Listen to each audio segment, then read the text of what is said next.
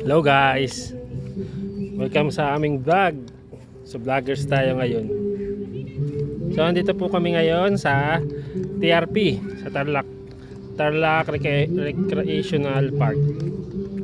So kung nakikita nyo yung background ko, may tawag ba dito, lawa? May lawa po kami dito sa likod. And may mga isda po dyan.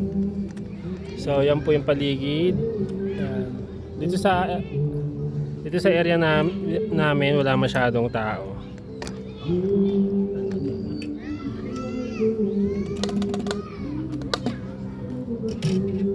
So yun, nagpipiknik po kami dito. Kakatapos lang namin kumain ng aking butihing asawa.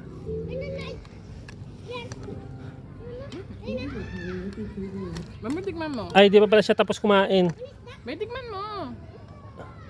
Ayan po, susubuan niya ako. Sweet daw siya eh.